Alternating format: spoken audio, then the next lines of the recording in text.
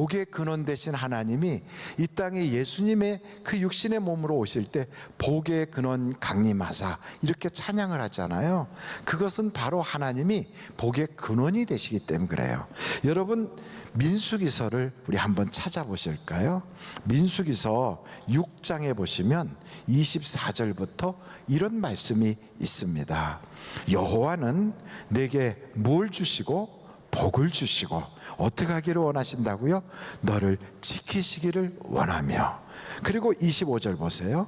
여호와는 그의 얼굴을 내게 비추사 뭐 하기를 원하신다고요? 은혜 베푸시기를 원하며. 26절 보세요. 여호와는 그 얼굴을 내게로 향하여 드사 뭘 주시기를 원해요? 평강 주시기를 원하노라 할지니라 하라. 이렇게 우리 하나님은 우리에게 복 주시고 은혜 주시고 평강 주시기를 원하세요. 그러니까 내 인생에 어려움이 생기고 문제가 있다 할지라도 절대로 절망하지 마십시오. 예수 안에 있는 사람은 망하지 않아요. 그래서 절망 금지, 낙심 금지, 좌절 금지, 그리고 우리의 마음속에 믿음을 통하여 이 모든 환경을 쫙 열어갈 수 있는 그러한 천국 열쇠를 가진 그 믿음의 사람이 되어야 되는 거죠. 오늘 이 말씀을 보면 루스드라의 그 안진뱅이, 한 번도 걸어본 적 없는 분은 어떻게 하여 걷게 되었을까요? 여러분, 한 번도 걸어보지 못했던 사람이 걷게 됐다는 건 엄청난 기적 아닙니까? 그렇다면 이제 빚을 막 몇십억을 져가지고 갚을 길이 없어 무너지게 생겼는데 이 사람이 갑자기 며칠 사이에 그 빚을 갚고 회사가 다시 회생했다, 이런 정도의 엄청난 기적이란 말이에요. 아니, 가정이 부부간에 완전히 원수같이 돼서 보기만 하면 싸워, 애들도 막 엄마 아빠 그만 싸워, 차라리 이혼해라 막 이렇게 말할 정도로 가정이 콩가루 집안이 됐다 할지라도 그 집안에서 갑자기 어느 날 허니문 같이 신혼여행 가는 부부처럼 서로 보면 사랑해가지고 아 여보 이렇게 달라지고, 애들도 엄마 아빠 요즘은 사는 것 같아 이렇게 바뀐다면 이건 기적이라고 할 수 있을 거예요.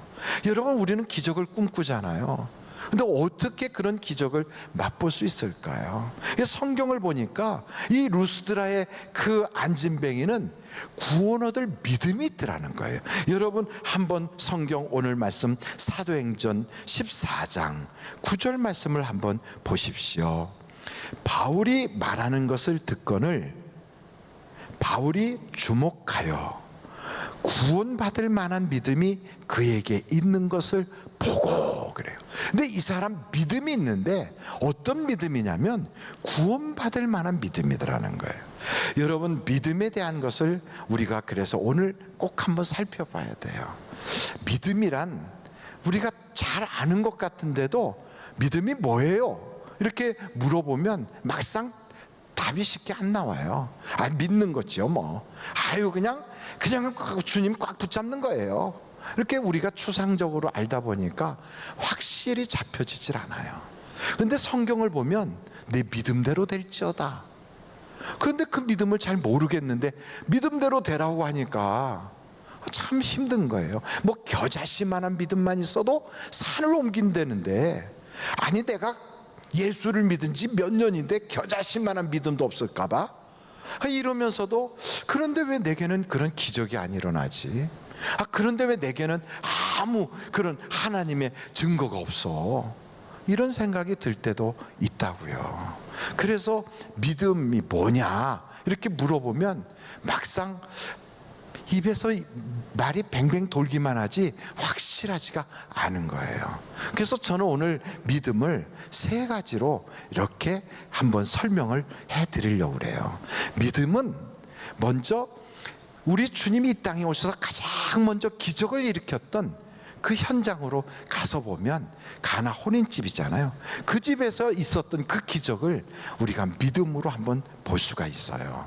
여러분, 그 집도 포도주가 없어졌어. 잔치가 끝나게 생겼어요. 그런데 손님은 계속 몰려와. 이게 큰일 났잖아요. 이거 집안 잔치 열어놓고 동네방네 소문은 냈는데 손님이 오는데 대접할 게 하나도 없어요. 이거 집안 망신당하게 생겼어요. 큰 낭패가 됐어요. 그런데 그 항아리에다 물을 담으라고 그래갖고 물 담았더니 퍼다가 주라 그래서 갖다 줬다는 거예요. 여러분, 남들이 술 취했다고 갖다가 물 퍼다 주면 이거는 사기 아닙니까? 그런데 어떻게 된 게 그 물이 변하여 포도주가 됐는데, 그 전에 포도를 가지고 직접 담았던 그 포도주보다도 이거는 극상품 포도주가 돼가지고 더 맛이 좋더라는 거예요. 그러면서 연회장이 그런 얘기하는 거예요. 내가 잔치집에 다니면서 잔치에 그 여러 연회를 많이 인도해봤지만 이 집처럼 처음보다 나중에 포도주 더 좋은 게 나오는 집은 처음 봤어, 이러면서 칭찬이 자자하더라는 거예요. 기적 아닙니까? 근데 어떻게 이런 기적이 일어났을까요? 그 기적이 일어난 가장 중요한 원인은 그 포도주가 떨어진 그 집에, 그 잔치집에 누가 계셨습니까? 예수님이 계셨어요. 여러분, 예수님이 계시다는 것이 기적의 첫 번째 조건이에요. 그러니까 우리가 인생을 살다 보면 생각밖에 예상치 못한 일들이 벌어져요. 내가 건강을 평생 걱정하지 않고 살 줄 알았는데 어느 순간 건강을 잃어버릴 때가 있어요. 또 나는 돈 걱정은 안 하고 살 줄 알았는데 어느 날 주머니에 돈이 딸랑딸랑 떨어져서 정말 먹고 사는 걸 걱정할 때가 와요. 나는 그래도 사람 좋게 살아서 내 주변에 사람이 항상 있을 줄 알았는데 오해와 곡해가 생기면서 사람들과 거리가 생기고, 그리고 인간적으로 외톨이가 되고 어려움을 겪을 수도 있어요. 그렇게 사랑한다고 했던 그 사람, 알콩달콩 행복한 가정을 이룰 줄 알았던 그 사람이 변심을 하고 나도 마음이 옛날 같지가 않아서 가정이요 완전히 그냥 모래 씹는 것처럼 그렇게 그 꿀송이가 뚝뚝 떨어지고 깨소금 맛이 나던 가정이 지옥같이 변하는 경우도 있다고요. 그러니까 인간은 안 좋은 일이 생길 수 있어요. 근데 바로 그때 포도주 떨어졌던 이 집에 누가 계셨다고요? 예수님이 계신 거죠. 여러분, 우리가 예수를 믿는다고 하는 것은 예수님이 우리에게 지금 계시다는 거거든요. 바로 그 우리에게 계시는 예수님에게 부탁드리면 돼요. 예수님, 내게 포도주가 떨어졌어요. 예수님, 내게 건강이 떨어졌어요. 예수님, 내가 물질이 떨어졌어요. 예수님, 내가 행복이 떨어졌어요. 예수님, 내가 살맛이 떨어졌어요. 예수님, 나 더 이상 살 기운이 없어졌어요. 예수님, 나 세상이 싫어졌어요. 예수님, 이게 사는 건가 생각이 들 정도로 이게 단가요? 산다는 게? 이런 생각이 들어요. 여러분이 가지고 있는 그 목마름, 가지고 있는 그 갈증, 이거를요 주님께 말씀드리는 거예요. 예수님의 어머니가 그러잖아요. 이 집에 포도주가 떨어졌어요. 예수님 반응은 그래요. 시큰둥해요. 그렇다고 뭐 내가 이 집에 잔치집의 주인도 아닌데, 내 때가 아직 아닌데 뭘 나한테 부탁하십니까? 이렇게 말씀하니까 뭔가 좀 시큰둥하고 분위기가 아닌 것 같잖아요. 우리가 주님께 부탁을 드렸는데 처음에는 뭐 감동이 오거나 내가 기도할 때 눈물이 쏟아지거나 아니면 주님께 부탁할 때 가슴이 뜨끈뜨끈하거나 이런 것도 없었는데, 그래도 부탁하면 우리 주님은 일하시기 시작해요. 기도하는 자에게 응답을 주시거든요. 그러니까 믿음은 뭐냐? 첫째 조건이 주님이 계셔야 돼요. 그 안 믿는 사람에게는 문제가 없느냐? 있어요. 믿는 사람에게도 문제가 생기는데 안 믿는 사람이라고 문제가 없겠습니까? 그럼 그분들은 어떻게 해야 돼요? 그분들은요 예수님을 영접하면 돼요.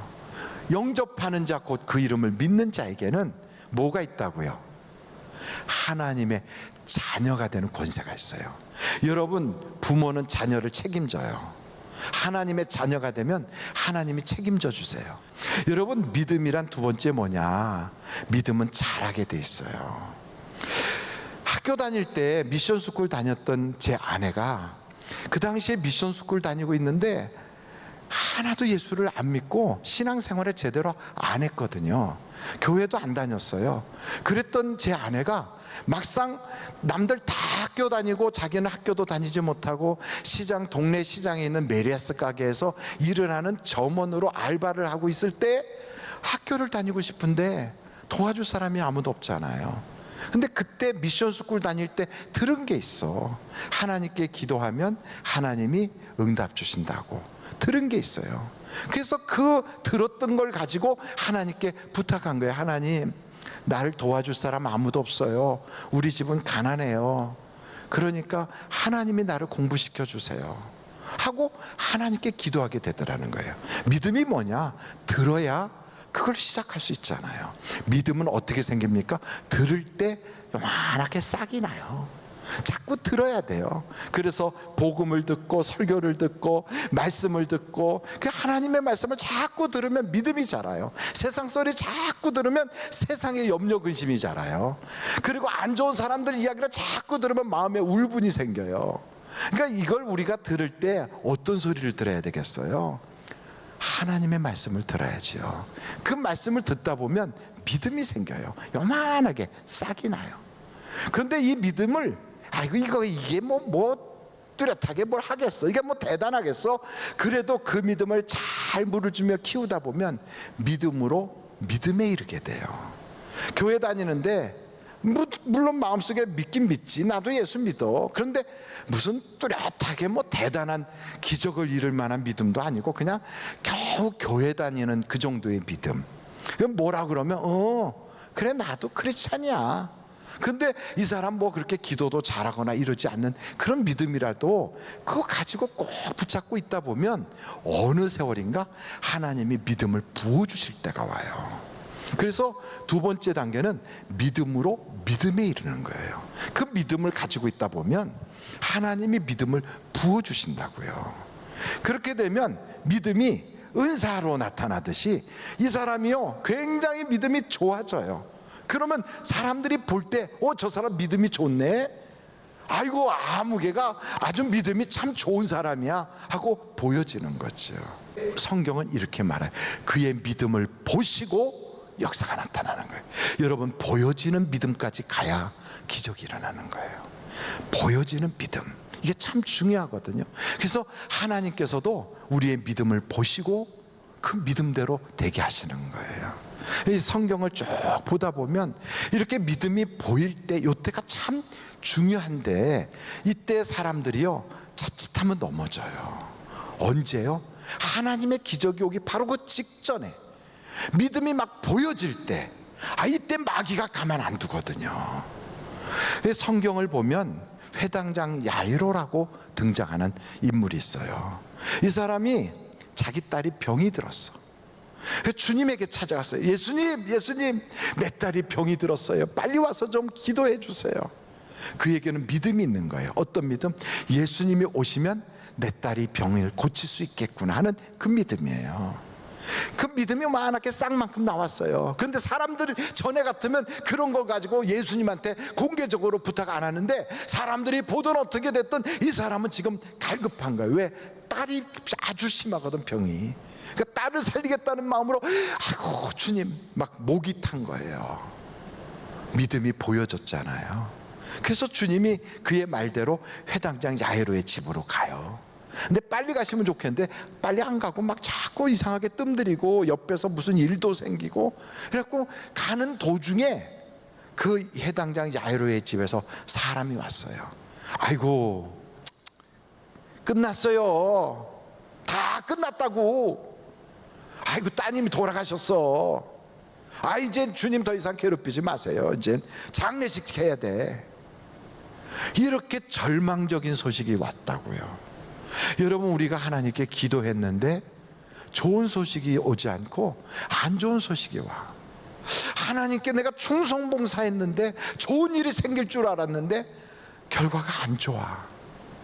그리고 내가 무슨 일을 했을 때 뭔가가 이게 기대하는 게 있을 텐데 그 기대하고 완전히 어긋나. 이런 일이 딱 생기면요, 이건 믿어봤자 소용없구나. 기도했는데 왜 이럴까? 주님이 계시면 이럴 수가 있어? 이런 생각이 들거든요. 바로 그때가 위기라고요. 회당장 이 아이로도 내가 예수님께 이 진작에 부탁했는데 아까 가셨으면 벌써 다 고쳤을 텐데 절망이 오잖아요. 바로 그때 우리 주님이 그래요. 야이로한테 두려워하지 말고 믿기만 하라. 여러분, 소식이 안 좋았습니까? 의사의 이야기가 기대에서 어긋났습니까? 또 때로는 주변 사람들의 많은 이야기들이 불길하게 들립니까? 마음이 옛날 같지 않습니까? 두려워 말고 믿기만 하라. 우리 속에는요, 이 두 가지가 늘 싸워요. 의심하는 생각, 믿는 생각, 이게 막 우리 속에서 싸워. 마치 이삭의 부인 리브가가 아이를 가졌을 때 뱃속에 쌍둥이가 생겼는데 야곱이 하고 에서가 뱃속에 있는 거예요. 이게 뱃속에 있는 이 아이들이 둘이서 막 싸워. 야곱이가 이겼다, 저 에서가 이겼다, 막 싸워요. 그것처럼 우리 속에 육신의 생각과 영의 생각이 막 싸워요. 이때가 고비예요. 여러분, 거기서 우리는 무엇을 쫓아가야 될까요? 영의 생각. 뭘 따라가야 돼요? 믿음의 생각. 두려워 말고 믿기만 하라. 아멘 하고 붙잡아야 돼요. 우리 삶의 고비가 바로 그거. 기적이 일어나기 직전에 그런 일이 생겨요. 새벽이 오기 전이 가장 어둡고 가장 춥다고 그러잖아요. 그러나 그 어둡고 추운 새벽, 그것을 딱 지나고 나면 찬란한 태양빛이 쫙 비쳐요. 우리의 인생도 어둠을 깨우고 새벽을 밝힐 수 있는, 바로 그것은 믿음을 붙잡을 때 그 역사가 일어나는 거예요. 그런데 우리들은요, 목사님, 그런데 왜 안 돼요, 나는? 근데 믿음이, 많은 사람들이 오해하는 게 있어요. 내가 이렇게 기도했으니까, 내가 이렇게 열심히 했으니까 되겠지 하고 자기의 열심을 믿고 자기가 기도한 걸 믿어요. 이건 아니에요. 믿음은 하나님을 믿는 거예요. 그래서 히브리서 11장 6절을 한번 찾아보실래요? 히브리서 11장 6절 말씀 보시면 이런 말씀이 거기에 등장해요. 히브리서 11장 6절에 믿음이 없이는 하나님을 기쁘시게 하지 못하나니 하나님께 나아가는 자는 반드시 그가 계신 것과 또한 그가 자기를 찾는 자들에게 상 주시는 이심을 믿어야 할지니라. 보십시오. 이 말씀을 가만히 보면 하나님께 나아가는 자는 반드시 그가 어떻다고요? 계신 것. 아, 그분이 지금 여기 계시구나. 하나님 나와 함께 하시는구나. 하나님 날 사랑하시는구나. 하나님 나를 아시는구나. 이걸 믿는 거예요. 누구를 믿는 거예요? 하나님을 믿는 거예요. 나의 의와 나의 경건과 나의 공로와 나의 지금까지 행위를 믿는 게 아니고 하나님을 믿는 거예요. 그런데 그 하나님은 어떤 하나님으로 믿느냐? 거기 계속해서 보시면 그가 자기를 찾는 자들에게 뭘 주신다고요? 상 주시는 이심을 믿는 거예요. 쉽게 말하면 기도하면 응답 주시는 하나님, 그런 능력 있는 하나님, 그런 하나님으로 믿는 거예요. 그 기도하면 하나님은 응답을 주신다고요. 할렐루야. 그런데 목사로서 목회를 하다 보면 참 의문점이 있어요. 아, 저분은 믿음이 참 좋은데, 교회에서 섬기기도 잘 섬기는데, 아니 그렇게 간절히 바라는데 왜 응답이 없지? 근데 이분은 별로 그렇지도 않은데, 아이 금방 아이도 갖고 병도 고침받고, 이분은 막 그렇게 간절히 기도하고 매달리는데 병 걸렸는데 안 고쳐지고 돌아가셨어. 이런 때가 교회에서 있어요. 아니 이분이 고쳐지면 정말 하나님 살아계시다고 막 말할 텐데, 왜 이분은 그냥 돌아가시고, 이분은 별로 신앙도 없는 것 같은데 그냥 쉽게 고침받고, 아니 이분은 별로 원하지도 않는데 아이가 생겼는데 이 집은 그렇게 간절히 간구하고 기도하는데 애가 안 생길까? 이런 일들이 생길 때가 있어요. 왜 그럴까? 저도 그래서 그게 고민이었는데 오늘 이 말씀을 보면서 해답을 얻었어요. 루스드라의 안진뱅이가 일어난 후에 하나님께서 잘했다 사람들이 와 하고 그걸로 끝이다가 아니에요. 그 다음에 어떤 일이 있어요? 이고니온하고 저 멀리서부터 그냥 안디옥에서부터 온 사람들이 와가지고 사도 바울을 돌멩이로 쳐서 죽여버렸어요. 돌 맞아 죽었어요. 세상에 어떻게 이런 일이 생겨? 하나님이 위해 줬잖아. 하나님이 응답 주셨잖아. 하나님이 역사했잖아. 하나님이 그들과 함께 했잖아. 그렇다면 좋은 일이 있어야지. 아니 왜 이렇게 전도한 사람이 돌 맞아 죽었어? 이런 일이 벌어지는 거예요. 이상하다. 우리는요, 이 모든 것이 이 땅에서 다 받는 것만 생각하거든요. 근데 하나님이 주시는 게 또 있어요. 뭘 주시느냐? 면류관을 주세요. 하나님은 우리에게요 위로를 주시고, 하나님은 우리에게 믿음을 주시고, 뿐만 아니고 하나님은 우리에게 면류관을 주세요. 그래서 우리가 이 땅에서 예수님 때문에 고통 겪고, 믿었는데도 때로는 내 뜻대로 안 되고 어려움을 겪을 때, 아니 하나님이 살아계시면 어떻게 이럴까? 이렇게 흔들리는 믿음이 아니라, 그럼에도 불구하고 하나님을 찬송하고, 그럼에도 불구하고 믿음을 꽉 붙잡는 그 사람, 하나님이 더 좋은 면류관으로 역사해 주시는 거예요. 그래서 면류관을 주시려고 고난도 있어요. 여러분, 예수님의 기도를 보십시오. 겟세마네 동산에 가서 땀방울이 핏방울이 되도록 그렇게 간절히 기도했어요. 그러면 응답이 있어야지. 예수님의 기도인데, 하나님의 아들의 기도인데. 어떤 기도입니까? 내게서 이 잔이 지나가게 해달라는 기도. 그 응답을 받아야죠. 십자가 지지 않고 어떻게 또 다른 방법이 뭐가 있어야죠. 아니야. 제자들이 배신해. 가룟 유다가 팔아먹어. 남들은 또 멀찍이 서 있고 다 떠나. 그리고 십자가는 엄청나게 고통스럽게 짊어지고, 매는 오지게 맞고, 그리고 막 정말로 망신은 있는 대로 다 당하고, 그리고 죽었어요.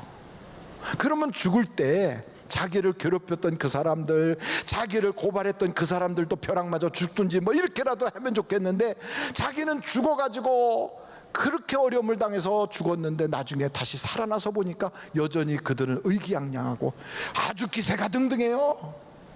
나중에 예수님이 이 땅에 계시다가 승천하고 나서 그러면 그들은 변했을까?